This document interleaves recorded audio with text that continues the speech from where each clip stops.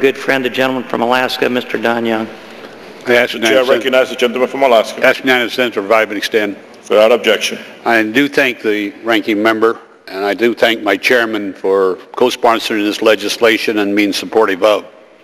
On July 7th, it marks the 50th anniversary of the enactment of the Alaska Statehood Act, as approved by the United States Congress and signed by President Dwight D. Eisenhower. Alaska would officially be admitted as a state on January 3rd, 1959. I introduced H.R. 127, which commemorates this occasion and recognizes all the people of Alaska who represent the pioneering spirit that built this great nation and contribute to our culture and ethnic diversity.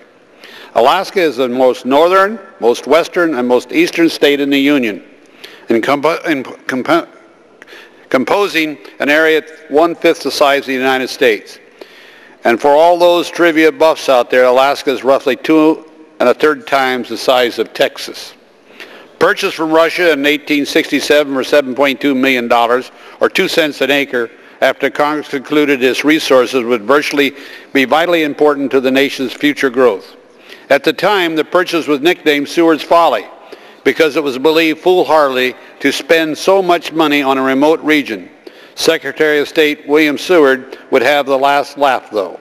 Alaska is the source of 16% of the daily crude oil production in the United States, has 44% of the country's undiscovered oil resources. Alaska's 34,000 miles of shoreline form a gateway to one of the greatest fisheries in the world, providing for 60% of the country's commercial seafood harvest. Alaska has 230 million acres set aside in national parks, wildlife refuges, and national forests, which are visited each year by more than 1 million tourists. To give you some ideas, Mr. Speaker, that the state of California has 103 million acres. We put aside 230 million acres for parks and national wildlife refuges. Forests add to Alaska's beauty and provide a renewable economic resource with 28 million acres of commercial forest. Alaska contains half the nation's coal reserves and its largest silver and zinc mines. Glittering gold in Alaska streams and mountains still lure miners to work private claims. About 15 million acres of soil in Alaska are suitable for farming. About 1 million acres currently in production. I know that the people of Alaska will continue their commitment to the preservation and protection of this great state, but they also, Alaska, will want to develop the resources. Alaskans are proud, strong, and independent Americans who are not afraid to stand up for what they believe in, and I'm honored and humbled to stand here today on their behalf as we again recognize this great important day in U.S. history. Mr. Speaker, may I suggest, right above you, there is a plaque placed there in 1949. It says, "Let us develop the resources of our land. Call forth its powers and build up its institutions. Promote all its great interests and see whether we also in our day and generation may not perform something worthy to be remembered." Daniel Webster.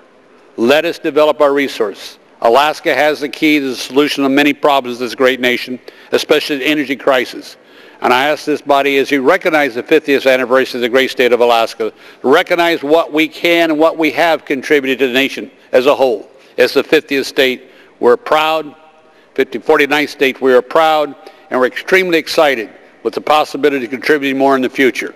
And I do urge my colleagues to pass this resolution, and I thank the gentleman, the chairman, and the ranking member, and I yield back the balance.